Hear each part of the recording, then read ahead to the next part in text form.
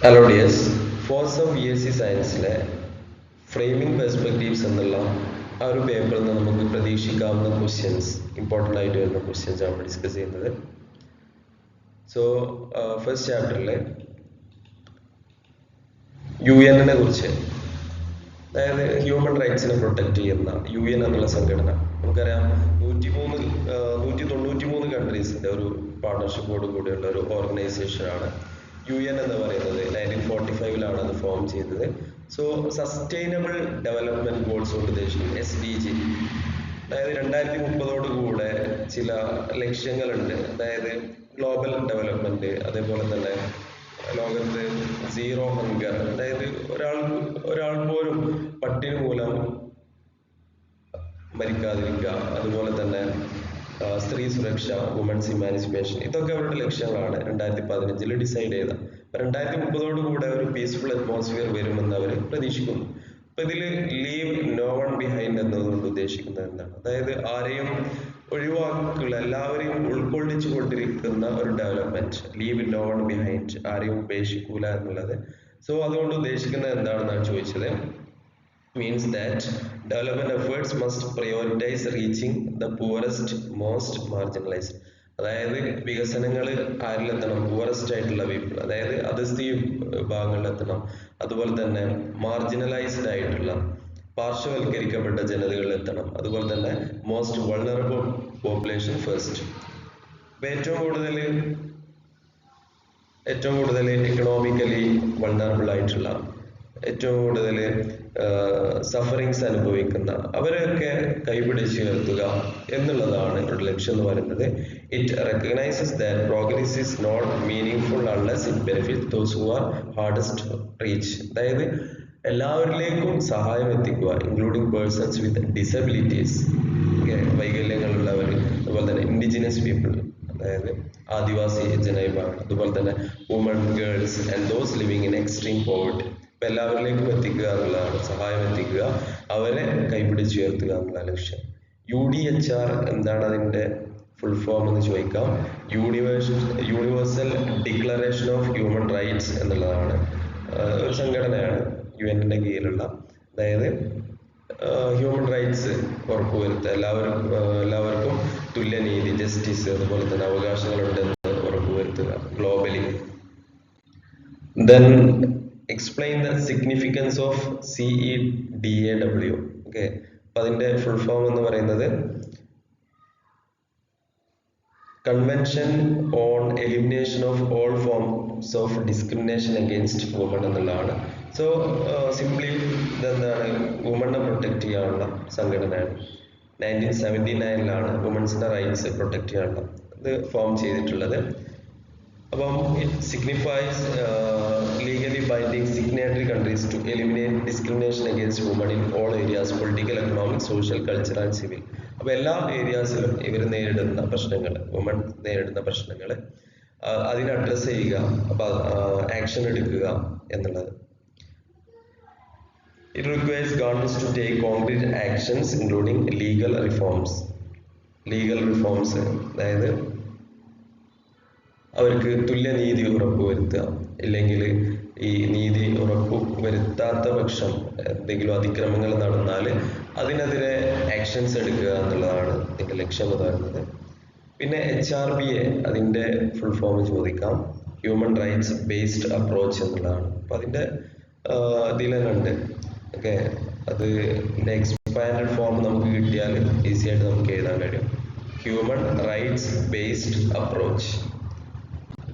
Next chapter ആണ് on the rules of the road എന്നുള്ളത്.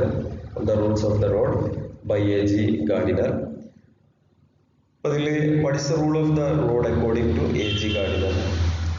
അപ്പൊ എന്താണ് അദ്ദേഹം ഇതുകൊണ്ട് അർത്ഥമാക്കുന്നത്? It's a simple social convention that pedestrians should walk on the payment.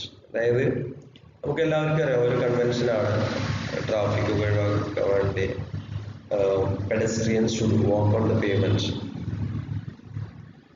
കാൽനടക്കാർ എന്ത് ചെയ്യണം? പേയ്മെന്റ് കൂടെ നടക്കണം എന്നുള്ളത്. അതായത് അവർക്ക് പ്രത്യേകമായിട്ട് ഒരുക്കി വെച്ചിട്ടുള്ള ആ നടപ്പാതയിൽ നടക്കുക. And vehicle should use the street. Okay, It represents the broader principles that individual liberty must be voluntarily restrained to ensure the safety and freedom of everyone in society. അപ്പൊ അതൊരു ബ്രോഡർ പ്രിൻസിപ്പിളാണ്. ഇൻഡിവിജ്വൽ ലിബർട്ടി സംരക്ഷിക്കുന്ന അതെന്ത് ചെയ്യണം, must be voluntarily restrain to ensure. നമുക്ക് ഒരുപാട് സ്വാതന്ത്ര്യം കിട്ടിയെന്ന് വിചാരിച്ച്, അല്ലെങ്കിൽ നമുക്ക് സ്ട്രീറ്റിലുടനീളം നടക്കാനുള്ള സ്വാതന്ത്ര്യം ഉണ്ട് എന്ന് നമുക്ക് ആ ഒരു അത് നമുക്ക് ഉണ്ടാവരുത്, ഒരു അഹങ്കാരം നമുക്ക് ഉണ്ടാവരുത്. നമ്മൾ എന്ത് ചെയ്യണം, നമുക്ക് എല്ലാവർക്കും സുഗമമായിട്ട് ഫേസ് ചെയ്യാൻ പറ്റുന്ന രീതിയിലുള്ള ഒരു സംവിധാനമായിരിക്കണം നമുക്ക് ഉണ്ടാവേണ്ടത്. റോഡ് നമ്മൾ പബ്ലിക്കാണെന്ന് വിചാരിച്ചുകൊണ്ട് നമ്മൾ അതിനെ എക്സ്പ്ലോയിറ്റ് ചെയ്യാതെ നമുക്ക് അനുവദിച്ചിട്ടുള്ള ആ ഒരു പേയ്മെന്റിലൂടെ പെഡസ്ട്രിയൻസ് അതിലൂടെ വാക്ക് ചെയ്യാം. മറ്റുള്ള വഴികൾ വെഹിക്കിൾസിനെ വിട്ടുകൊടുക്കുക എന്നുള്ളത്. Which are the actions for which we ask once leave. നമ്മൾ ലീവ് എന്ന് പറഞ്ഞാൽ ഇവിടെ പെർമിഷൻ എന്നുള്ളതാണ്. നമ്മൾ പെർമിഷൻ ചോദിക്കേണ്ട ചില സന്ദർഭങ്ങൾ, നമ്മുടെ ആക്ഷൻസിന് പെർമിഷൻ ചോദിക്കേണ്ട ചില സന്ദർഭങ്ങൾ, എസ്പെഷ്യലി പബ്ലിക്, അത് ഏതൊക്കെയാണെന്നാണ്. We ask one's leave for actions that might affect or inconvenience others, such as overtaking another vehicle. അല്ലേ, നമ്മൾ ഒരു വെഹിക്കിളിനെ ഓവർടേക്ക് ചെയ്യുമ്പോൾ ഹോൺ അടിക്കുക. അതുപോലെ തന്നെ playing loud music in public. നമ്മൾ എന്ത് ചെയ്യാം, പബ്ലിക്കിൽ പോയിട്ട് ഉറക്കെ മ്യൂസിക് പ്ലേ ചെയ്യുക എന്നുള്ളത്. അപ്പം അത് എല്ലാവർക്കും ഇഷ്ടപ്പെട്ടോളുന്നില്ല. മറ്റുള്ളവരുടെ ടേസ്റ്റ് നമ്മളുടെ ടേസ്റ്റിൽ നിന്നും വിഭിന്നമായിരിക്കും. സ്മോക്കിംഗ് ഷെയർഡ് സ്പേസസ്, പബ്ലിക്കിൽ പോയിട്ട് നമ്മൾ സ്മോക്ക് ചെയ്യുക എന്നുള്ളത്. These actions require consent. ഇതിനൊക്കെ നമുക്ക് അനുവാദം വേണം. Because they intrude upon the freedom of or comfort of others. അപ്പം നമ്മൾ എന്താണ് ചെയ്യുന്നത്, ഇവിടെ മറ്റുള്ളവരുടെ സ്വാതന്ത്ര്യത്തിൽ കടന്നു കയറി ഇൻക്ലൂഡ് ചെയ്യാണ്. സോ അതിനൊക്കെ നമ്മൾ കൺസെന്റ് ചോദിക്കണം എന്നാണ് പറഞ്ഞത്. ഇനി next, how to preserve order in society according to A.G. Gardner. എങ്ങനെയാണ് സൊസൈറ്റിയിൽ ഒരു ഓർഡർ കൊണ്ടുവരിക എന്നാണ്. According to Gardner, order in society is preserved not by rigid laws alone. അതായത് നമുക്ക് റിജിഡ് ലോസ് ഉണ്ടായിട്ട് കാര്യമില്ല, but by individuals willingly restraining their own liberty. നമുക്കൊരു അഡ്ജസ്റ്റ്മെന്റ് പോളിസി വേണം. നമ്മൾ എന്ത് ചെയ്യണം, നമുക്ക് നേരത്തെ പറഞ്ഞില്ലേ, റോഡിൽ നമുക്ക് നടക്കാനുള്ള ഫ്രീഡം ഉണ്ട്, ക്രോസ് ചെയ്യാനുള്ള ഫ്രീഡം ഉണ്ട്. പക്ഷെ അതൊക്കെ എന്താ ചെയ്യണം, നമ്മൾ ലിമിറ്റ് ചെയ്യണം, റെസ്ട്രെയിൻ ചെയ്യണം. നമ്മുടെ പബ്ലിക്കിനെ കൂടി നമ്മൾ എന്ത് ചെയ്യണം, റെക്കഗ്നൈസ് ചെയ്യാൻ മാനിക്കണം എന്നാണ് പറഞ്ഞത്. Out of consideration for others, അതായത് നമ്മൾ മറ്റുള്ളവരോട് പരിഗണിക്കണം. A balance must be സ്ട്രക്ക് between complete anarchy. അപ്പൊ നമ്മൾ അങ്ങനെ പൂർണ്ണമായിട്ടും ഓട്ടോക്രസിയോട് കൂടെ നമ്മൾ മുന്നോട്ട് പോകരുത്. Complete socialism, excessive control. അങ്ങനെ നമുക്ക് ശരിക്കും റോഡിലൂടെ നടക്കാനുള്ള അല്ലെങ്കിൽ പാസ് ചെയ്യാനുള്ള അനുവാദം ഉണ്ടെങ്കിലും, സ്ട്രീറ്റിലൂടെ ഉണ്ടെങ്കിലും നമുക്ക് എന്താണ്, ആ ഒരു ഫ്രീഡം നമ്മൾ കേർട്ടേൽ ചെയ്യണം, നമ്മൾ സ്വയം നിയന്ത്രിക്കണം. With self discipline being the key. Next question, what is the central idea of this chapter? ഇതെന്താണ്? True liberty requires social responsibility. നമ്മൾ ഉത്തരവാദിത്വത്തോടു കൂടി അഡ്ജസ്റ്റ്മെന്റോട് കൂടി നമ്മൾ മുന്നോട്ട് പോകണം. Individual freedom can be absolute. നമുക്ക് ഫ്രീഡം ഉണ്ടെന്ന് വിചാരിച്ച് അത് ഒരിക്കലും എന്തല്ല, ആബ്സല്യൂട്ട് അല്ല. It must be voluntarily limited. നമ്മളത് എന്ത് ചെയ്യണം, ലിമിറ്റ് ചെയ്യണം. By rules and conventions that protect the rights and freedom of all members of society. നമ്മൾ മാത്രമല്ല അവിടെ ജീവിക്കുന്നത്, നമ്മുടെ ചുറ്റും ഒരു സമൂഹമുണ്ട് എന്നുള്ള ബോധ്യം നമുക്ക് എപ്പോഴും ഉണ്ടാവണം. അതുകൊണ്ട് തന്നെ നമ്മുടെ ലിബർട്ടി നമ്മൾ മാക്സിമം എന്ത് ചെയ്യണം, നമ്മൾ ലിമിറ്റ് ചെയ്യണം എന്നാണ് പറഞ്ഞത്. ഇനി നെക്സ്റ്റ് ചാപ്റ്റർ ആണ്, what are the 3 obstacles in the way of national development according to Radhakrishnan. ഇത് ഹ്യൂമാനിറ്റീസ് വേഴ്സസ് സയൻസ് എന്നുള്ള ഒരു 3rd ചാപ്റ്റർ ആണ്. അതായത് നമ്മുടെ രാജ്യം നേരിടുന്ന 3 വെല്ലുവിളികൾ അല്ലെങ്കിൽ തടസ്സങ്ങൾ എന്തൊക്കെയാണെന്നാണ് ചോദിച്ചത്. ഇപ്പൊ നാഷണൽ ഡെവലപ്മെന്റ്, ദേശീയ വികസനത്തിന് വിഘാതമായിട്ട് നിൽക്കുന്ന 3 ഒബ്സ്റ്റക്കിൾസ്. ഒന്ന് ഇഗ്നോറൻസ് ആണ്, അതായത് അജ്ഞത, means lack of education. 2 disease, അതായത് poor health and illness. 3 poverty, lack of economic resources. What are the potential consequences of neglecting humanities in education? നമ്മൾ എഡ്യൂക്കേഷനിൽ ഹ്യൂമാനിറ്റീസിനെ നെഗ്ലക്ട് ചെയ്താൽ അപ്പൊ സയൻസും ഹ്യൂമാനിറ്റീസും നമുക്ക് നമ്മുടെ നാഷണൽ ഡെവലപ്മെന്റിന് ഒരു ബാലൻസോട് കൂടി കൊണ്ടുപോകണം. ഒന്നിനെ നെഗ്ലക്ട് ചെയ്ത് മറ്റേത് നമ്മൾ പിന്നെ എന്ത് ചെയ്യരുത്, പൂർണ്ണമായിട്ടും ഒന്നിനെ അക്സെപ്റ്റ് ചെയ്യാതെ ഹ്യൂമാനിറ്റീസിനെ മാത്രം എടുക്കുക, സയൻസിനെ പാടെ അവഗണിക്കുക എന്നുള്ള ഒരു സ്വഭാവം ഉണ്ടായിരുന്നു. അതുപോലെ തന്നെ സയൻസിനെ മാത്രം എടുക്കുക, ഹ്യൂമാനിറ്റീസിനെ അവഗണിക്കുക എന്നുള്ള ഒരു അവസ്ഥാവിശേഷം ഉണ്ടായിരുന്നു. അപ്പൊ രണ്ടും ഹ്യൂമാനിറ്റീസും സയൻസും നമുക്ക് അത്യന്താപേക്ഷിതമാണ്. അപ്പൊ എന്താണ് ഹ്യൂമാനിറ്റീസിനെ വയലേറ്റ് ചെയ്താൽ അല്ലെങ്കിൽ ഹ്യൂമാനിറ്റീസിനെ നമ്മൾ പാടെ അവഗണിച്ചാൽ ഉണ്ടാവുന്ന ചില അനന്തരഫലങ്ങളാണ് neglecting humanities leads to protection of educated barbarians. അപ്പൊ പേരിന് എന്താ എന്തുണ്ടാവും, അതായത് അപ്പോ സയൻസ് പഠിക്കുന്ന ആളുകളാണെങ്കിൽ ഇപ്പൊ ഹ്യൂമാനിറ്റീസിനെ പാടെ അവഗണിച്ചാൽ അവർ വെറും എഡ്യൂക്കേറ്റഡ് ബാർബേറിയൻസ് മാത്രമാണ്. അവർക്ക് വിദ്യാഭ്യാസം ഉണ്ട്, പക്ഷെ പ്രാക്ടിക്കൽ നോളജ് വിസ്ഡം ഒക്കെ കുറയും, വിവേകം കുറഞ്ഞ ആളുകൾ ആയിട്ട് അവർ മാറും. കാരണം ഹ്യൂമാനിറ്റീസ് നമുക്കറിയാം അതിൽ വാല്യൂസ് ഉണ്ട് അല്ലെ, സയൻസിൽ ഫാക്ട്സ് ഉണ്ട്. അപ്പൊ രണ്ടും നമുക്ക് എന്താണ്, രണ്ടും നമുക്ക് നെസസറി ആയിട്ടുള്ള കാര്യങ്ങളാണ്. People with technical skills but no moral compass. ചില ആളുകൾക്ക് ഉണ്ടാവും ഭയങ്കര ടെക്നിക്കൽ സ്കില്ലാവും, പക്ഷെ അവരുടെ ഒരു വാല്യൂ സിസ്റ്റം എന്ന് പറയുന്നത് മറ്റുള്ളവരുടെ ബിഹേവിയർ, ക്യാരക്ടർ, മറ്റുള്ളവരോടുള്ള ബിഹേവിയർ, സോഷ്യൽ ഇൻവോൾവ്മെന്റ് ഇതൊക്കെ കുറയും. എമ്പതി അല്ലെ, മറ്റുള്ളവരോട് അവരെ സ്നേഹിക്കാനുള്ള അല്ലെങ്കിൽ എമ്പതി നമുക്കറിയാം, സിമ്പതി എമ്പതിയാണ്. സിമ്പതി പറഞ്ഞാൽ സഹതാപം, എമ്പതി എന്ന് പറഞ്ഞാൽ അല്ലെ ഒരു അനുകമ്പം കുറയും, ഒരു സെൻസ് ഓഫ് സോഷ്യൽ റെസ്പോൺസിബിലിറ്റി, സാമൂഹിക ഉത്തരവാദിത്വം കുറയും. This results in science being misused for destruction. അപ്പൊ എങ്ങനെയാണ് സയൻസ് ഡിസ്ട്രക്ഷന് വേണ്ടി വാല്യൂസിനെ മുറുകെ പിടിക്കാത്തത് കൊണ്ട്, exploitation, war, environment damage rather than for human welfare. അപ്പൊ നമ്മുടെ ബുദ്ധി നമ്മൾ ഉപയോഗിക്കേണ്ടത് മാക്സിമം ഹ്യൂമൻ വെൽഫെയറിന് വേണ്ടിയിട്ടാണ്, മനുഷ്യന്റെ വെൽഫെയറിന് വേണ്ടിയിട്ടാണ്, അല്ലാതെ ഡാമേജിന് വേണ്ടിയിട്ടല്ല. Who can guide the world according to Dr. S. Radhakrishnan? അപ്പം ഡോക്ടർ എസ് രാധാകൃഷ്ണന്റെ ഒപ്പീനിയനിൽ ആരാണ് നമ്മളെ ഗൈഡ് ചെയ്യേണ്ടത്, വേൾഡിനെ ഗൈഡ് ചെയ്യേണ്ടത്? അപ്പൊ ആരാണ് ഗൈഡ് ചെയ്യേണ്ടത്? Those person who possess scientific knowledge and humanistic values. Science മാത്രമല്ല, അവിടെ ഹ്യൂമാനിറ്റീസ് വരും. സയൻസിനെയും അതുപോലെ തന്നെ ഹ്യൂമാനിറ്റീസിനെയും മുറുകെ പിടിക്കുന്നവരെയാണ്, അവരാണ് വേൾഡിനെ ഗൈഡ് ചെയ്യേണ്ടത്. ടെക്നിക്കലി സ്കിൽഡ് പീപ്പിൾ വിത്തൗട്ട് എത്തിക്കൽ ഗ്രൗണ്ടിങ് ആർ ഡേഞ്ചറസ്. എന്താണ്, നമുക്കൊരു എത്തിക്കൽ അല്ലെങ്കിൽ ഒരു മോറൽ ഒരു റെസ്പോൺസിബിലിറ്റി ഇല്ലെങ്കിൽ, സോഷ്യൽ റെസ്പോൺസിബിലിറ്റി ഇല്ലാത്ത ആളുകളാണ് നമ്മളെ ഗൈഡ് ചെയ്യുന്നതെങ്കിൽ അത് ഒരുപാട് ദുരിതങ്ങൾ ഉണ്ടാക്കും. While morally aware people without scientific understanding are ineffective. The integration of both is essential for wise leadership. ഇപ്പം എന്ത് വേണം, ഹ്യൂമാനിറ്റീസ് വരണം, സയൻസ് വരണം. ഈ രണ്ട് നോളജും ഉള്ളവർ മാത്രമേ നമ്മളെ ഗൈഡ് ചെയ്യാനും പറ്റുള്ളൂ. ഒന്നിനെ അവഗണിച്ച് മറ്റൊന്നിനെ ലീഡ് ചെയ്യുന്നവരാണെങ്കിൽ അവർക്ക് അതിനുള്ള ഒരു അർഹതയില്ല എന്നാണ് അദ്ദേഹം പറയുന്നത്. ഇപ്പൊ ഇവിടെ പറയുന്നത് മോറലി അവെയർ പീപ്പിൾ, അതായത് മോറലി അവർ ഭയങ്കര ഉഷാറാണ്, പക്ഷെ സയന്റിഫിക് അണ്ടർസ്റ്റാൻഡിങ് കുറവാണ്, അവരും ലോകത്തെ ലീഡ് ചെയ്യാൻ പാടില്ല എന്നാണ് പറഞ്ഞത്. ഇനി next question, what is the significance of the character Kushami in the film? ഇത് നെക്സ്റ്റ് ചാപ്റ്റർ ആണ്, ഐ എം എ കാറ്റ് എന്നുള്ള ഡോക്ടർ കോൺ ഇച്ചിക്കാന. ഓക്കെ, ഇതൊരു നോവലിന്റെ അഡാപ്റ്റേഷൻ ആണ്. അപ്പം ഇതിൽ പറയുന്നത് വെച്ചാൽ ഐ എം എ കാറ്റ്, ഒരു കാറ്റ് ആണ് ഇതിലെ ഒബ്സർവർ ആയിട്ട് അല്ലെങ്കിൽ ഒരു നരേറ്റർ ആയിട്ട്, ഒരു ഡിസ്റ്റന്റ് നരേറ്റർ ആയിട്ട് വർത്തിക്കുന്നത്. അപ്പൊ ആ കാറ്റ് ലോകത്തെ എങ്ങനെ വീക്ഷിക്കുകയാണ്, അതായത് ലോകത്തെ വീക്ഷിക്കുക മീൻസ് അവര് വസിക്കുന്ന ഒരു വീട്, ആ ഒരു വീട്ടില് ഒരു ടീച്ചർ ഉണ്ട്, ഒരു ടീച്ചറും അദ്ദേഹത്തിന്റെ ഫ്രണ്ടൊക്കെ ജീവിക്കുന്നുണ്ട്. അപ്പൊ ആ ഒരു ടീച്ചറുടെ പേരാണ് ഉഷാമി എന്ന് പറയുന്നത്.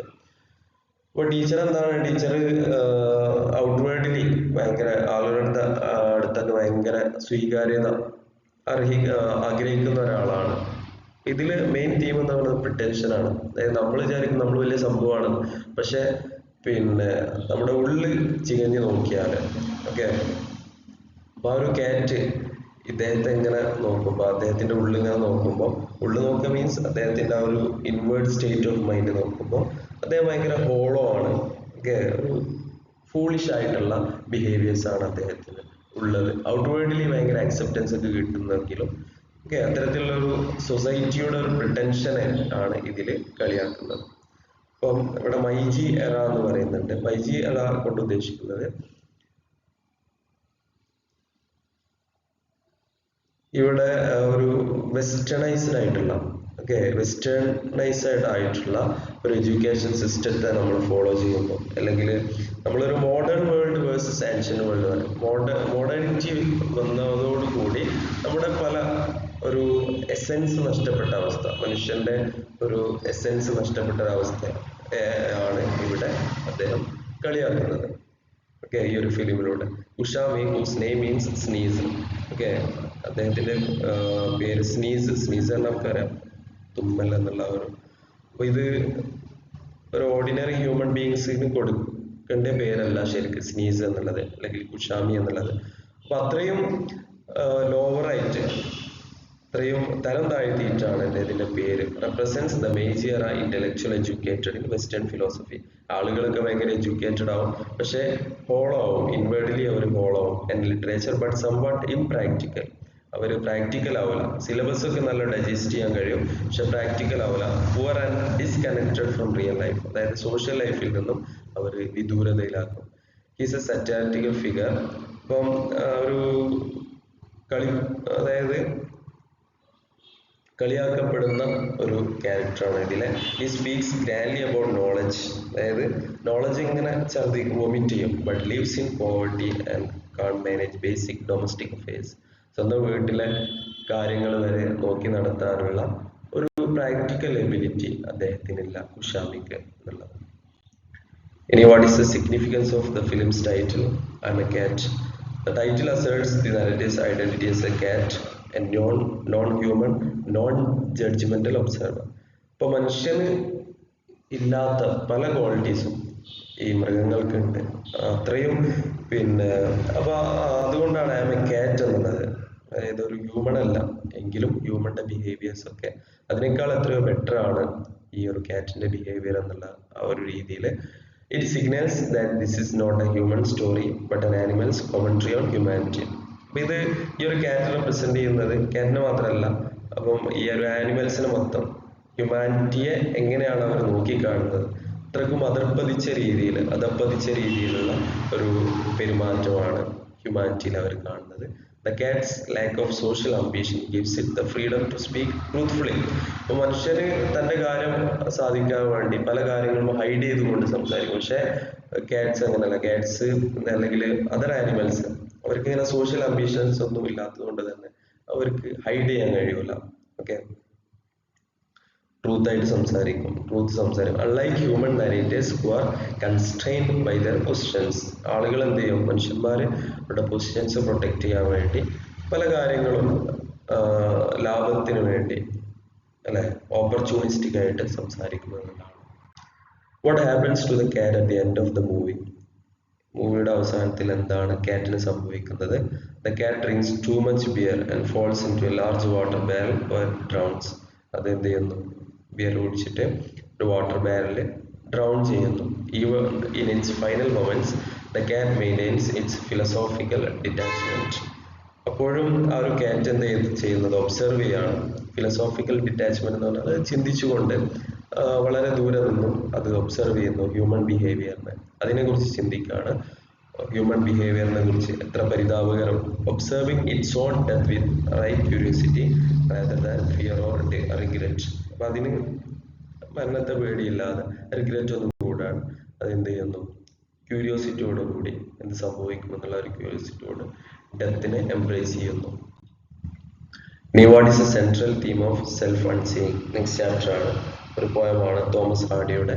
Central theme is the loss of innocence and the failure to appreciate happy moments while living through dum.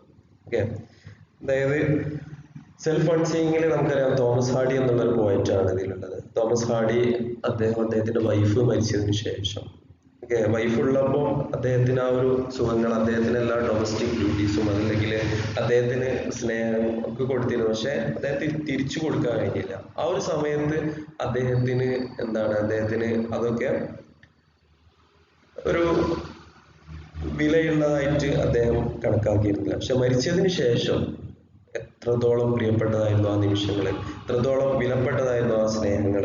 ഇപ്പൊ മരിച്ചതിന് ശേഷമാണ്, അപ്പൊ ഒരാളുടെ ഡിപ്പാർച്ചറിന് ശേഷം അല്ലെങ്കിൽ ഒരാൾ മിസ്സായി പോയതിനു ശേഷമാണ്, മരണപ്പെട്ടതിന് ശേഷം അവരുടെ കോൺട്രിബ്യൂഷൻസ് എത്രത്തോളം ഉണ്ടാവുക എന്ന് നമ്മൾ മനസ്സിലാക്കുക. അതാണ് ഇതിലെ തീം. ലോസ് ഓഫ് ഇന്നസെൻസ്, അല്ലെ, നിഷ്കളങ്കയുടെ ലോസ്. അതുപോലെ തന്നെ failure to appreciate happy moments. നമ്മൾ ഹാപ്പി മൊമെന്റ്സിനെ നമ്മൾ എന്ത് ചെയ്യും, പിന്നെ തരം താഴ്ത്തി കാണും. While living through them. Okay, നമ്മൾ യഥാർത്ഥത്തിൽ നല്ലൊരു ജീവിതം ജീവിക്കുമ്പോൾ നല്ല ഹാപ്പി മൊമെന്റ്സ് ആരെങ്കിലും തരികയാണെങ്കിൽ, പക്ഷെ ഇതൊന്നും അല്ല ജീവിതം എന്ന് നമ്മൾ മനസ്സിലാക്കിക്കൊണ്ട് മുന്നോട്ട്. പക്ഷെ അവർ മരിച്ചതിന് ശേഷം അവര് എത്രത്തോളം പ്രിയപ്പെട്ടതായിരുന്നു നമുക്ക് എന്ന് നമുക്ക് തോന്നിപ്പോകും. The speaker realises too late the value of a simple childhood scene with his parents. Parents ഒക്കെ മരിച്ചതിന് ശേഷം അല്ലെങ്കിൽ നമുക്ക് വേണ്ടപ്പെട്ടവർ മരിച്ചതിന് ശേഷം, which he didn't fully recognise at the time he was self unseen. അതായത് സ്വയം കാണാനുള്ള ആ ഒരു അവസ്ഥാവിശേഷം, സെൽഫ് അൺസീൻ, സ്വയത്തെ നിഷേധിക്കുന്ന മൊമെന്റ്സ് ആയിരുന്നു അന്നുണ്ടായിരുന്നത്. ഇപ്പൊ അദ്ദേഹം റിഗ്രറ്റ് ചെയ്യാണ്. ഇനി ആ നിമിഷങ്ങൾ കിട്ടുള്ളതെന്ന് ആലോചിച്ചോണ്ട്. ഓക്കെ, ഇതിൽ ഉപയോഗിച്ചിരിക്കുന്ന ചില ഇമേജസ് ആണ് ചോദിച്ചിരിക്കുന്നത്. Domestic images. അവരുടെ ഡൊമസ്റ്റിക് എന്ന് പറഞ്ഞാൽ ആ ഒരു വീട്, ഓക്കെ, ഫ്ലോർ, ആ ഒരു വീട്ടിലെ ഫ്ലോർ, അതുപോലെ തന്നെ fire light, kitchen, man's old tools, food step, ഇതൊക്കെ എന്ത് ചെയ്യുന്നു, ആ ഒരു മെമ്മറിയെ കൊണ്ടുവരുന്നു. അപ്പൊ ഇവിടെ അവരുടെ ഭാര്യയാണ് ഉദ്ദേശിച്ചത്, Thomas ഹാർഡിയുടെ. To create a warm, intimate atmosphere, these concrete images evoke a sense of nostalgia. Nostalgia ഇതിലൊരു തീമാണ്. And loss, because they represent ordinary moments that became precious only in memory. അപ്പൊ അതൊക്കെ കേവലം ഒരു മെമ്മറി ആയിട്ട് മാറി എന്നാണ് അവർ പറയുന്നത്. ഇനി നെക്സ്റ്റ് ചാപ്റ്റർ കർമ്മ. ഓക്കെ, കർമ്മയിലെ ഇമ്പോർട്ടൻറ്റ് ക്വസ്റ്റ്യൻ നോക്കാം. Who is Sir Mohanlal and how does he view himself? ഇതില് മോഹൻലാൽ അതുപോലെ തന്നെ ലേഡി ലാൽ, രണ്ട് ക്യാരക്ടേഴ്സ് ആണ് മെയിൻ ആയിട്ട് വരുന്നത്. പിന്നെ ബ്രിട്ടീഷ് ഓഫീസേഴ്സ് ഒക്കെ വരുന്നുണ്ട്. അപ്പൊ മോഹൻലാൽ എന്താണ്, മോഹൻലാൽ വെസ്റ്റേൺ സിസ്റ്റത്തെ അല്ലെങ്കിൽ ബ്രിട്ടീഷ് ആ ഒരു കോളനൈസേഴ്സിനെ പാടെ എംബ്രേസ് ചെയ്തുകൊണ്ട് തൻ്റെ തനതായിട്ടുള്ള ഇന്ത്യൻനെസ്സിനെ കുറച്ച് ഒരു സെക്കൻഡ് പൊസിഷനിൽ കണ്ട ഒരാളായിരുന്നു. പക്ഷെ ലേഡി ലാൽ, അദ്ദേഹത്തിന്റെ വൈഫ്, അവരെന്താണ്, അവര് ഇന്ത്യൻനെസ്സിനെ നല്ലോണം ഇഷ്ടപ്പെട്ട അല്ലെങ്കിൽ വൈദേശിക ആധിപത്യത്തെ എതിർത്ത ഒരാളായിരുന്നു. പക്ഷെ മോഹൻലാൽ മറ്റുള്ളവരുടെ അക്സെപ്റ്റൻസ് കിട്ടാൻ വേണ്ടി, വൈദേശിക ആധിപത്യത്തെ ഉള്ളിൽ ഉണ്ടെങ്കിൽ പോലും അവരുടെ ഒരു സ്വീകാര്യത കിട്ടാൻ വേണ്ടി ഞാൻ കുറച്ച് കൾച്ചേർഡ് ആണ് എന്ന് കാണിച്ചുകൊണ്ട് അത്തരത്തിലുള്ള അത്തരത്തിലുള്ള സംസാരങ്ങളും അല്ലെങ്കിൽ ഇന്ത്യൻനെസ്സിനെ തരം താഴ്ത്തി കാണുന്ന ആ ഒരു സ്ഥിതിവിശേഷമായിരുന്നു സർ മോഹൻലാലിന് ഉണ്ടായിരുന്നത്. സോ നോക്കാം. Sir Mohanlal is A wealthy Oxford educated Indian aristocrat who has been knighted by the British. Okay. Oxford യൂണിവേഴ്സിറ്റിയിൽ പഠിച്ച വെൽത്തി ആയിട്ടുള്ള ഒരു ഇന്ത്യൻ അരിസ്റ്റോക്രാറ്റ് ആയിരുന്നു അദ്ദേഹം. He views himself as superior to other Indians. അദ്ദേഹം എപ്പോഴും മറ്റുള്ള ഇന്ത്യക്കാരെക്കാൾ ഞാൻ സുപ്പീരിയർ ആണെന്ന് അദ്ദേഹം കാണിക്കും. കൺസിഡറിങ് ഹിംസെൽഫ്, അദ്ദേഹത്തിന്റെ വേഷത്തിലും അദ്ദേഹത്തിന്റെ പെരുമാറ്റത്തിലും ബിഹേവിയറിലൊക്കെ അദ്ദേഹം കാണിക്കും. Considering himself cultural British refined sophisticated, ഭയങ്കര കൾച്ചേർഡ് ആയിട്ട്, and വേർത്തി of association with white elite. Okay, white elite. ഇപ്പോൾ വൈറ്റ് എലീറ്റ് എന്ന് പറഞ്ഞാൽ ഈ ബ്രിട്ടീഷ് പീപ്പിളുമായിട്ട് അധികം ചങ്ങാത്തം കൂടിക്കൊണ്ട്, എന്നാൽ ഇന്ത്യക്കാരുമായിട്ടുള്ള ഫ്രണ്ട്സുമായിട്ട് കുറഞ്ഞ ചങ്ങാത്തം അല്ലെങ്കിൽ തീരെ ഇല്ല എന്ന് പറയാം. അപ്പോൾ കുറച്ച് വിദ്യാഭ്യാസം നേടിയതിനു ശേഷം അദ്ദേഹം കുറച്ച് കൾച്ചേർഡായി എന്ന് അദ്ദേഹത്തിന് തോന്നുകയും പിന്നീട് ഇന്ത്യൻനെസ്സിനെ പൂർണ്ണമായിട്ടും നിഷേധിക്കുന്ന ഒരവസ്ഥയാണ് വന്നത്. Next, how is Lady Lal portrayed in contrast to her husband. Lady ലാലിന്റെ നേരെ വിപരീതമായിരുന്നു ഇവിടെ ഹസ്ബൻഡ്, അല്ലെങ്കിൽ ഹസ്ബൻഡിന് നേരെ വിപരീതമായിരുന്നു Lady Lal. Lady Lal is portrayed as simple, traditional and unpretentious. അതായത് അഭിനയമില്ലാത്തൊരു ജീവിതമായിരുന്നു, ട്രഡീഷണൽ ആയിട്ടുള്ള ജീവിതത്തെ മുറുകെ പിടിക്കുന്ന സിമ്പിൾ ആയിട്ടുള്ള ഒരു ലേഡി ആയിരുന്നു. She wears a plain sari, speaks Hindi or Punjabi, Indian language സംസാരിക്കും. comfortable with her Indian identity. Unlike her husband പോലെയല്ല, she makes no effort to imitate British culture. British culture imitate ചെയ്യാനുള്ള ഒരു പരിശ്രമം അവരുടെ ഭാഗത്തുനിന്ന് ഉണ്ടായിരുന്നില്ല.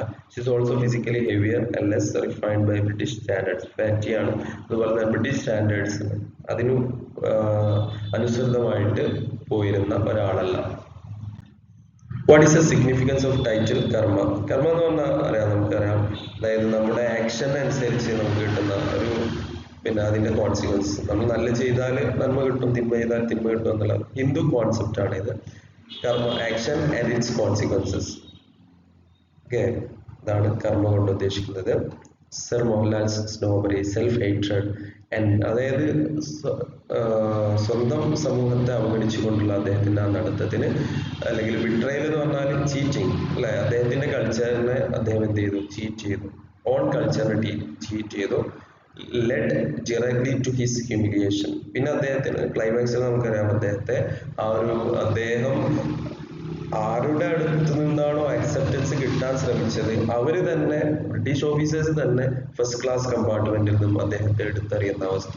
His fate is not random but just consequence of his own action. അപ്പൊ അദ്ദേഹത്തിന്റെ ആക്ഷൻസിന്റെ പരിണിത ഫലമായിട്ടാണ് അദ്ദേഹം ഈ ഒരു ക്ലൈമാക്സിൽ സങ്കടപ്പെടേണ്ടി വന്നത്. Next, irony. ഓക്കെ, ഈ ഒരു പ്ലേയിലെ ഐറണി എന്താണ്? അപ്പം ഇതിൽ എന്താണ്? സർ മോഹൻലാൽ ഹു ഐഡലൈസസ് ബ്രിട്ടീഷുകാരെ അദ്ദേഹം ഒരു ആരാധന കഥാപാത്രമായിട്ട് കണ്ടു, അല്ലെങ്കിൽ ഐഡിയൽ ആയിട്ട് കണ്ടു, അവരാണ് പെർഫെക്റ്റ് എന്ന് കണ്ടു. And believes himself their equal. അപ്പൊ അദ്ദേഹം അവരോടൊപ്പം എത്താൻ അദ്ദേഹം ശ്രമിച്ചു. Is beaten and humiliated by 2 British soldiers. പക്ഷെ അവസാനത്തിൽ അദ്ദേഹത്തെ ഈ 2 ബ്രിട്ടീഷ് സോൾജേഴ്സ് തന്നെ എന്ത് ചെയ്യുന്നു? ആക്രമിക്കുന്നു. ടു മോക്ക് ഹിസ് ആക്സെന്റ്, അല്ലെ, അദ്ദേഹം സംസാരിച്ച ആ ഒരു ആക്സെന്റിനെ അവർ കളിയാക്കി. and throw him out of first class compartment. His dream of being accepted by British is shattered violently. അപ്പൊ അതൊക്കെ തകർന്നടിഞ്ഞു അല്ലെ, അദ്ദേഹത്തിന് ബ്രിട്ടീഷ് പൊസിഷൻ കിട്ടണം, അല്ലെങ്കിൽ അവരുടെ ഒരു അക്സെപ്റ്റൻസ് കിട്ടണം എന്നുള്ള ആ ഒരു മോഹങ്ങളൊക്കെ തകർന്നടിഞ്ഞു. ഇനി why did some people in debt doubt Antony's discoveries? Next chapter ആണ്. നെക്സ്റ്റ് ചാപ്റ്ററിന്റെ പേര് The Name of Science by Laurie Alexander. ഈ ഒരു ചാപ്റ്ററിൽ ആന്റണി എന്നുള്ള ഒരു ബോയ്, അവരുടെ ഡിസ്കവറീസ് ഇതൊക്കെയാണ് പറയുന്നത്. അപ്പം ഇവരുടെ ഡിസ്കവറീസിനെ എല്ലാവരും, ആന്റണി എന്ന പേരുള്ള ആളുടെ ഡിസ്കവറീസിനെ എല്ലാവരും വളരെ ബാക്ക്വേർഡ് ആയിട്ടായിരുന്നു കണ്ടിരുന്നത്. അല്ലെങ്കിൽ അദ്ദേഹത്തിനൊരു സയന്റിഫിക് എഡ്യൂക്കേഷൻ അല്ലെങ്കിൽ ഒരു യൂണിവേഴ്സിറ്റി ഡിഗ്രി ഒന്നുമില്ല. അതുകൊണ്ട് തന്നെ അദ്ദേഹത്തിന്റെ ഈ ഒരു ഡിസ്കവറീസിനൊക്കെ എല്ലാവരും തള്ളിക്കളഞ്ഞു, പുച്ഛിച്ചു കളഞ്ഞു. പക്ഷേ അദ്ദേഹം എന്ത് ചെയ്തു? പല കാര്യങ്ങളും, ഇന്ന് വഴിത്തിരിവായിട്ടുള്ള പല കാര്യങ്ങളും അദ്ദേഹം കണ്ടെത്തി എന്നുള്ളത് വളരെ അത്ഭുതകരമാണ്. നമുക്ക് നോക്കാം. Why did some people in Delft doubt Antony's discoveries? Delft എന്നുള്ള സ്ഥലത്തിന്റെ പേരാണ്. അപ്പൊ ആന്റണിയുടെ ഡിസ്കവറീസിനെ എന്തുകൊണ്ടാണ് ആളുകൾ ഡൗട്ട് ചെയ്തത്? People doubted Leeuwenhoek's discoveries because he had no formal scientific education or university degree. അദ്ദേഹത്തിന് അതൊന്നും ഇല്ലായിരുന്നു. അതുകൊണ്ട് തന്നെ ഡിഗ്രിയോ അല്ലെങ്കിൽ സയന്റിഫിക് എഡ്യൂക്കേഷനോ ഫോർമൽ എഡ്യൂക്കേഷനോ ഒന്നും കിട്ടിയിരുന്നില്ല. They couldn't believe that a cloth merchant with homemade microscopes, അല്ലെ, ഹോമിൽ ഉണ്ടാക്കിയ മൈക്രോസ്കോപ്സ് ഉപയോഗിച്ചിട്ട് ഒരു ക്ലോത്ത് മെർച്ചന്റ് ഇതൊക്കെ കാണുന്നുണ്ട് എന്ന് അവകാശപ്പെടുന്നു. പക്ഷെ ഇതൊന്നും ശരിയാവില്ല എന്നുള്ളതാണ് അന്നത്തെ ജനം വിശ്വസിച്ചിരുന്നത്. Could see things that had never been observed before, challenging the authority of ancient Greek scientists like Aristotle. Okay, അപ്പം അരിസ്റ്റോട്ടലിന്റെ ആ ഒരു കണ്ടുപിടുത്തത്തെ പോലും വെല്ലുവിളിച്ചുകൊണ്ട് അദ്ദേഹം മുന്നേറി എന്നുള്ളത്. Why was Netherlands a safe place for original thinkers like Antony? Netherland നമ്മുടെ ഒരു കൺട്രിയുടെ പേര് നെതർലാൻഡ്. നെതർലാൻഡ് എന്ന് പറയുന്നത് എന്താണ്? ആന്റണിയെ പോലെയുള്ള ആളുകൾക്ക്, തിങ്കേഴ്സിന് വളരെ സേഫസ്റ്റ് ആയിട്ടുള്ള പ്ലേസ് ആയിരുന്നു. ചില കൺട്രീസിലൊക്കെ സയന്റിഫിക് ഡിസ്കവറീസ് കണ്ടെത്തുക എന്നുള്ളത് ബാൻഡ് ആയിരുന്നു. മീൻസ് ഇപ്പോൾ ചില റിലീജിയൻസിൽ അവര് ഇപ്പം അവർ വിശ്വസിച്ച് പോരുന്ന ഒരു രീതി ഉണ്ടാവും, ഒരു റിലീജിയസ് ആയിട്ടുള്ള വേ മാത്രം. ഇപ്പം സയൻസിനെ പാടെ സയന്റിഫിക് ഡിസ്കവറീസിനെ എന്ത് ചെയ്യാം, അവഗണിക്കുക എന്നുള്ളത്. സോ അത്തരത്തിലുള്ള കാര്യങ്ങളൊന്നും നെതർലാൻഡിൽ ഉണ്ടായിരുന്നില്ല. Netherlands was known for its religious tolerance. എല്ലാ റിലീജിയൻസിനെയും ടോളറൻസ് എന്ന് പറഞ്ഞാൽ സഹിഷ്ണുത അല്ലെ, അവർക്ക് എല്ലാ റിലീജിയൻസിനും പ്രാക്ടീസ് ചെയ്യാനുള്ള ഫ്രീഡം ഉണ്ടായിരുന്നു, relative freedom of thought compared to other European countries. മറ്റുള്ള യൂറോപ്യൻ കൺട്രീസിനെ കമ്പയർ ചെയ്യുമ്പോൾ നെതർലാൻഡിൽ എന്തുണ്ടായിരുന്നു, റിലീജിയസ് ടോളറൻസ് ഉണ്ടായിരുന്നു. This environment allowed people like Leeuwenhoek to pursue unconventional ideas. അപ്പൊ അദ്ദേഹത്തിന് ഇഷ്ടപ്പെടുന്ന ഡിസ്കവറീസ് ഒക്കെ നടത്താനുള്ള സ്വാതന്ത്ര്യം, എക്സ്പെരിമെന്റ്സ് നടത്താനുള്ള സ്വാതന്ത്ര്യം ഉണ്ടായിരുന്നു, without fear of persecution by church or state authorities. Okay, ചർച്ചോ അല്ലെങ്കിൽ സ്റ്റേറ്റ് അതോറിറ്റീസോ ഇതിൽ ഇൻവോൾവ് ആയിരുന്നില്ല. What discovery did Antony make with his socks experiment involved lice? Okay, pen over lice, pen. Leeuwenhoek examined lice and other tiny creatures under his microscope. അദ്ദേഹം എന്ത് ചെയ്തു, ഈ ലൈസിനെ എന്ത് ചെയ്തു, ഈ മൈക്രോസ്കോപ്പ് വെച്ചുകൊണ്ട്, പേനൊക്കെ മൈക്രോസ്കോപ്പ് വെച്ചുകൊണ്ട് അദ്ദേഹം വീക്ഷിച്ചു. And discovered that even these small parasites had complex body structures. അപ്പൊ അദ്ദേഹം കണ്ടെത്തിയ കാര്യം എന്ന് പറഞ്ഞത്, ഇതിനും മറ്റുള്ള ആനിമൽസിനെ പോലെ എന്തുണ്ട്, ബോഡി സ്ട്രക്ചേഴ്സ് ഉണ്ട്, ലെഗ്സ് ഉണ്ട്, ഓർഗൻസ് ഉണ്ട്, അതർ ഫീച്ചേഴ്സ്. ഓക്കെ, അപ്പൊ അദ്ദേഹം ഇതൊക്കെ മൈക്രോസ്കോപ്പിലൂടെ കണ്ടു. This challenged the assumption that simple or low creatures were primitive or unstructured. അതായത് ഈ തീരെ സൈസ് ഇല്ലാത്ത ക്രീച്ചേഴ്സ്, ലോ ക്രീച്ചേഴ്സിന് ഭയങ്കര അൺസ്ട്രക്ചേർഡ് ആണ്, അതിന് ലെഗ്സ് ഉണ്ടാവില്ല അല്ലെങ്കിൽ ഐസ് ഉണ്ടാവില്ല, അങ്ങനത്തെ കാര്യങ്ങളൊക്കെ അദ്ദേഹം എന്ത് ചെയ്തു, ഒന്ന് എക്സാമിൻ ചെയ്തു. എന്നിട്ട് അദ്ദേഹം കണ്ടെത്തിയത് ഇതിനൊക്കെ ബോഡി സ്ട്രക്ചേഴ്സ് ഉണ്ട്, കൃത്യമായിട്ടുള്ള ബോഡി സ്ട്രക്ചേഴ്സ് ഉണ്ട്, ലെഗ്സ് ഉണ്ട്, ഓർഗൻസ് ഉണ്ട്, ഇതൊക്കെയാണ് കണ്ടെത്തിയത്. Next, what conclusion did Antony draw from examining the glue between his teeth? അല്ലെ, അദ്ദേഹം ഈ ഒരു after scraping the plaque between his teeth, അതായത് പല്ലുകൾക്കുള്ള അഴുക്ക് പ്ലേഗ്, അപ്പൊ അതിൽ സ്റ്റിക്കി ആയിട്ടുള്ള ഗ്ലൂ ആയിട്ടുള്ള സബ്സ്റ്റൻസുകൾ ഉണ്ട് എന്ന് അദ്ദേഹം കണ്ടെത്തി. Examining it under his microscope, അതായത് discovered countless tiny animalcules, bacteria. Bacteria അദ്ദേഹം കണ്ടെത്തി, ആ ബാക്ടീരിയകൾ അവിടെ ജീവിക്കുന്നുണ്ട് അദ്ദേഹം കണ്ടെത്തി. പല്ലുകൾക്കിടയിൽ. He concludes that the human mouth contains an entire universe, an entire universe of microscopic life that no one had ever imagined existed. എന്താണ്, അത്രക്കും മനുഷ്യൻ ഇമാജിൻ കഴിയുന്നതിനേക്കാൾ എത്രയോ പതിന്മടങ്ങ് മൈക്രോസ്കോപ്പിക് ആയിട്ടുള്ള ജീവികൾ അവിടെ ഉണ്ട് എന്ന് അദ്ദേഹം, അതിൻ്റെ ഒരു സാന്നിധ്യം അദ്ദേഹം മനസ്സിലാക്കാണ്. Next chapter the boy who harnessed the wind എന്നുള്ള ഒരു ഫിലിമാണ്. ഡോക്ടർ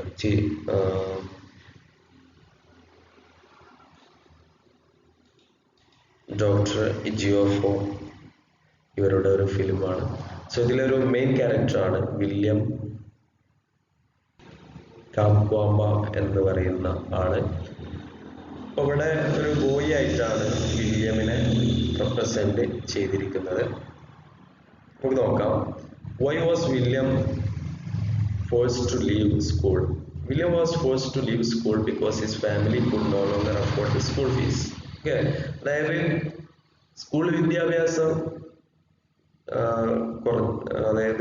വിദ്യാഭ്യാസം ഫീസ് അടക്കാൻ കഴിയാത്തത് കൊണ്ട് ഹനിക്കപ്പെട്ട ഒരു ബോയിന്റെ സ്റ്റോറിയാണ്. പക്ഷെ അദ്ദേഹം പല ഡിസ്കവറീസ് നടത്തുന്നു. അദ്ദേഹത്തിന്റെ പട്ടിണിയെയും അതുപോലെ തന്നെ അദ്ദേഹത്തിന്റെ എക്കണോമിക്കലായിട്ടുള്ള പ്രതിസന്ധികളെയൊക്കെ തരണം ചെയ്തുകൊണ്ട് അദ്ദേഹം വലിയ വലിയ കണ്ടുപിടുത്തങ്ങളൊക്കെ നടത്തുന്നു. ഇത് വിൻമില്ലൊക്കെ അദ്ദേഹം കണ്ടെത്തുന്നു. സ്കൂൾ ലൈബ്രറിയിലേക്ക് സ്നീക്ക് ചെയ്തുകൊണ്ട്, ഒളിച്ചു കയറിക്കൊണ്ട് അദ്ദേഹം എന്ത് ചെയ്യുന്നു, അത്തരത്തിലുള്ള അദ്ദേഹത്തിന്റെ ആ ഒരു സയന്റിഫിക് മൈൻഡിനെ അദ്ദേഹം ഉണർത്തുന്നു എന്നുള്ളത്. സോ ഇവിടെ ഫിനാൻഷ്യലി അദ്ദേഹം ലോ ആണെങ്കിലും അദ്ദേഹത്തിന്റെ ആ ഒരു വിൽ പവർ കൊണ്ട് അദ്ദേഹം പല കാര്യങ്ങളും വെട്ടിപ്പിടിക്കും.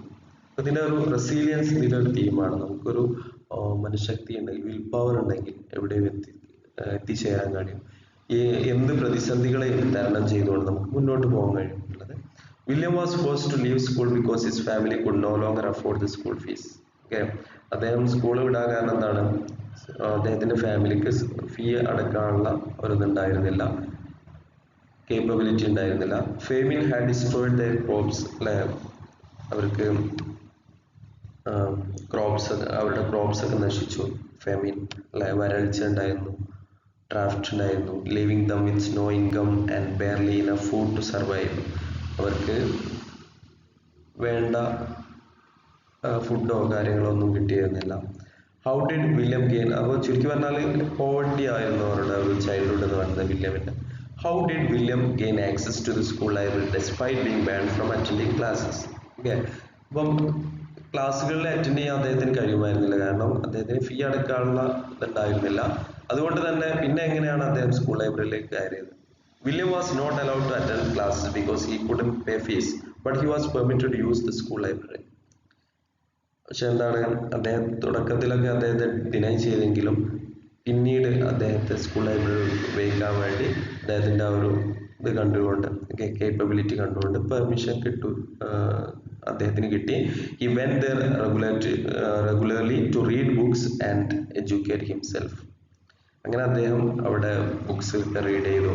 എഡ്യൂക്കേഷൻ അദ്ദേഹത്തിന് മറ്റുള്ള കുട്ടികളെക്കാൾ അദ്ദേഹം മുൻപന്തിയിലെത്താൻ തുടങ്ങി. Including the book using energy.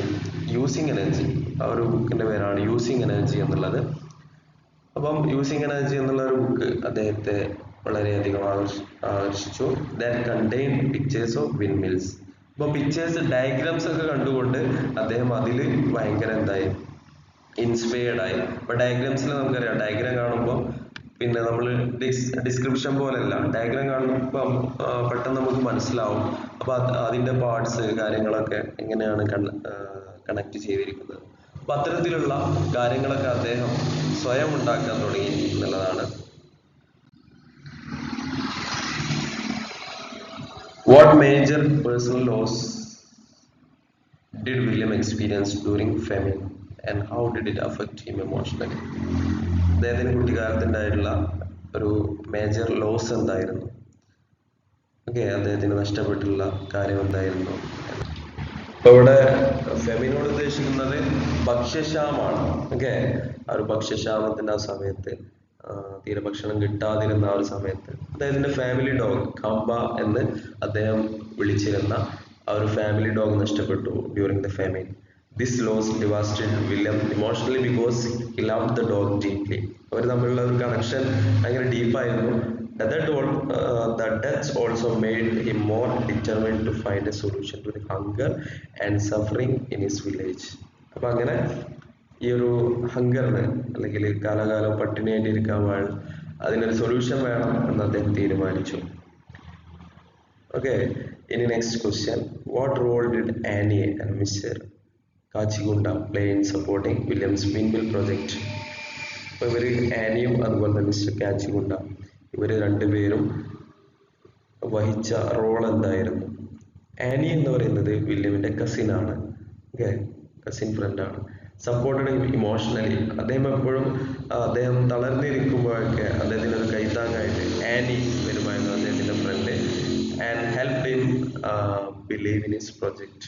Okay, അപ്പൊ വളരെ അധികം ഫ്രണ്ട്ലി ആയിരുന്നു ആനി എന്ന് പറയുന്നത്. അദ്ദേഹത്തിന്റെ പ്രൊജക്ട് പൂർത്തിയാക്കാൻ, വിൻമിൽ പ്രൊജക്ട് പൂർത്തിയാക്കാനൊക്കെ അദ്ദേഹം സഹായിച്ചു. Mister Kachigunda was a local figure who own an old bicycle. Okay, local figure എന്ന് പറഞ്ഞാൽ ആ ഒരു പ്രദേശത്ത് ഉണ്ടായിരുന്ന ഒരാളായിരുന്നു.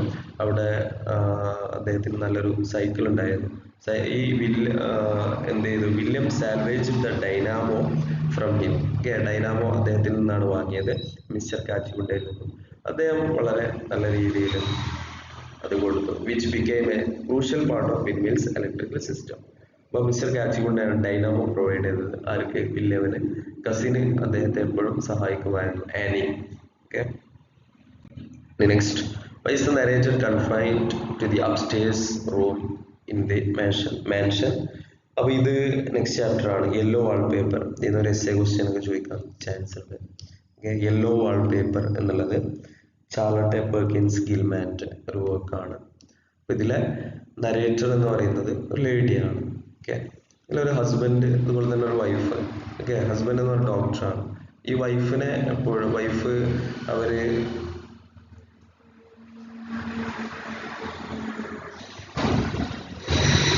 Wife postpartum depression means after giving birth to child, പ്രഗ്നൻസിക്ക് ശേഷം ഉണ്ടാവുന്ന ചില വിഷമങ്ങൾ, അത് സ്വാഭാവികമായിട്ടും ഒരു ഫിസിക്കലി ആ ഒരു സ്റ്റേറ്റ്. ഓക്കെ. അപ്പോൾ അത് ഡോക്ടർ എന്ത് ചെയ്യുന്നു, ഡോക്ടർ ഇവളെ ഒരു റൂമിൽ പോയിട്ട് അല്ലെങ്കിൽ അവിടെ പോയിട്ട് അടച്ചിടാണ്. എന്നിട്ട് അവർ ആഗ്രഹിക്കാത്ത പല മെഡിസിൻസ് മീൻസ് ഈ ഡോക്ടർ ഭാര്യയോടൊന്നും ചോദിക്കാതെ അല്ലെങ്കിൽ ഭാര്യയുടെ ആ ഒരു ഇന്റലക്ച്വൽ കപ്പാസിറ്റിനെ അപ്രീസിയേറ്റ് ചെയ്യാതെ അദ്ദേഹത്തിന്റെ സ്വയം തീരുമാനത്തിൽ അവരെ ഒരു ജയിലിൽ അടച്ച പോലെ ട്രീറ്റ്മെന്റ് കൊടുക്കുന്നു. ഓക്കെ. അപ്പോൾ അതിനെയാണ് ഈ ഒരു വുമന്റെ സപ്രസ്ഡ് സ്റ്റേറ്റിനെയാണ് ഇവിടെ സൂചിപ്പിക്കുന്നത്, യെല്ലോ വാൾപേപ്പർ. അപ്പൊ ഇതിന്റെ ടൈറ്റിൽ എന്ന് പറഞ്ഞത് ആ ഒരു റൂമിൽ യെല്ലോ വാൾപേപ്പർ, ഒരു വാൾപേപ്പർ ഉണ്ട്. ആ വാൾപേപ്പറിന്റെ ബാക്കിലായിട്ട് അവര് ഒരു സ്ത്രീ ഒളിച്ചിരിക്കുന്നതായിട്ട് അവർ ഇമാജിൻ ചെയ്യാണ്. യഥാർത്ഥത്തിലില്ല, ഈ ഒരു ലേഡി ഇമാജിൻ ചെയ്യാണ്.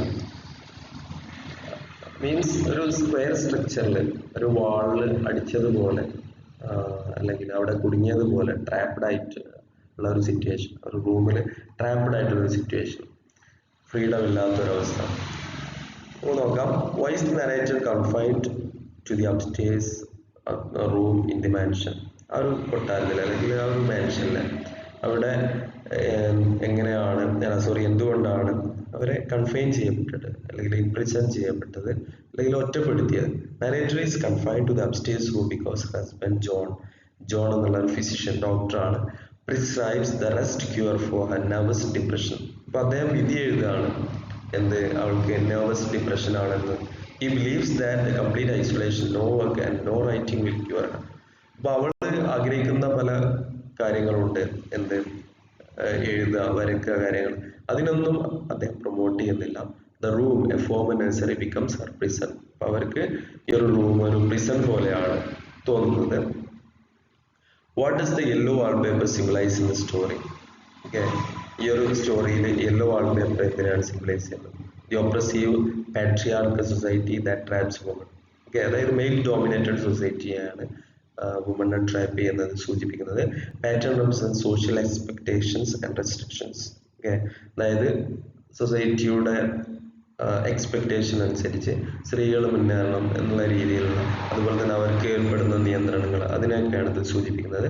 The woman trapped behind the wallpaper represents the narratives on trapped self and her creativity, intelligence, autonomy. അപ്പൊ അങ്ങനെ ഇതൊക്കെ നഷ്ടപ്പെട്ട ഒരു അവസ്ഥാവിശേഷമാണ് ഇവർക്കുള്ളത്, ഈ ഒരു സ്ത്രീക്കുള്ളത്. അതായത് ക്രിയേറ്റിവിറ്റി, ഓക്കെ, സൃഷ്ടിപരമായിട്ടുള്ള കഴിവ്, ഇന്റലിജൻസ് അല്ലെ, ഓട്ടോണമി, അതായത് സ്വയം തീരുമാനമെടുക്കാനുള്ള അല്ലെങ്കിൽ self assertiveness are imprisoned by her husband's medical authority and societal norms. അതായത് സൊസൈറ്റിയുടെ ചില നിയമങ്ങൾ അവരിൽ എൻഫോഴ്സ് ചെയ്യാണ്. അതുകൊണ്ട് തന്നെ അവർക്ക് സകല കാര്യങ്ങളും അല്ലെങ്കിൽ ഇന്റലിജൻസ് നഷ്ടപ്പെടുന്ന ഒരവസ്ഥ. Next, what role does John the narrative's husband play in a mental decline? John എന്താണ് ഇവർക്ക് ചെയ്തു കൊടുത്തത്? എന്ത് റോളാണ് ഈ ഒരു മെന്റൽ ഡിക്ലൈനിന്റെ സമയത്ത് ഇവര് ആകെ തളർന്ന ആ ഒരു അവസ്ഥയിൽ ജോണിന്റെ റോൾ എന്തായിരുന്നു? John plays central role in mental decline. അതായത് ഇവള് തളരാൻ കാരണം തന്നെ ജോണാണ് എന്നാണ് പറഞ്ഞത്.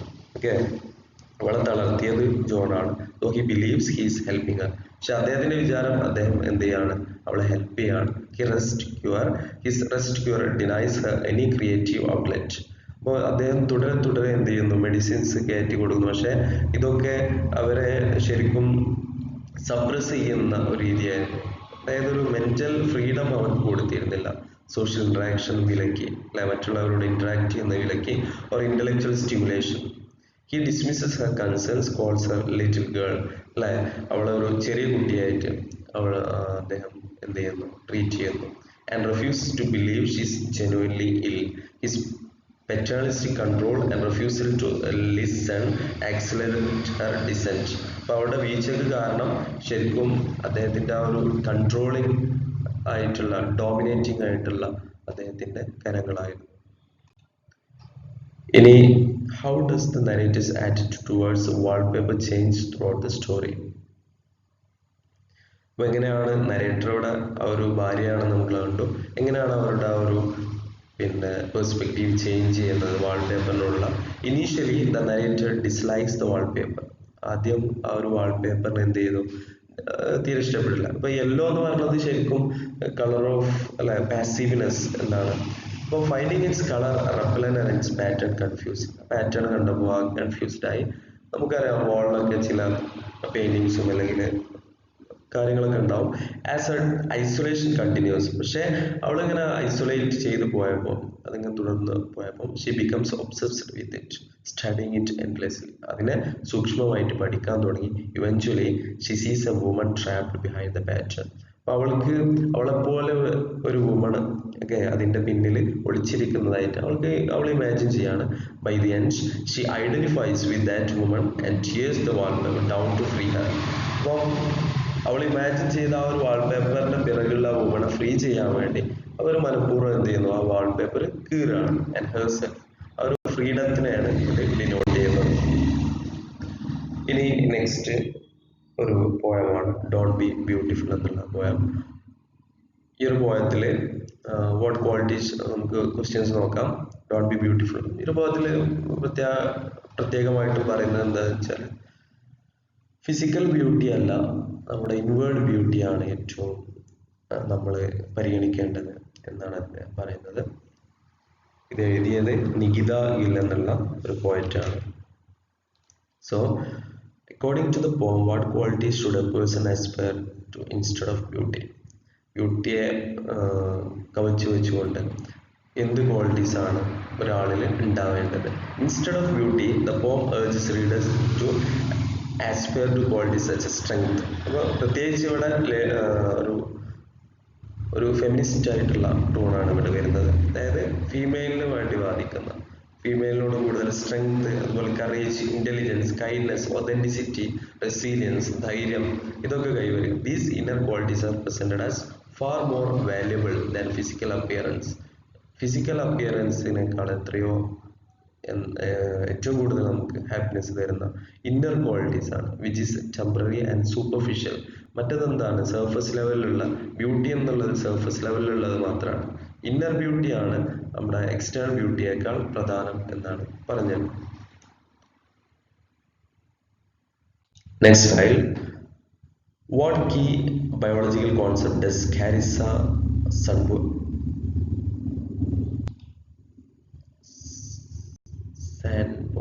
Stone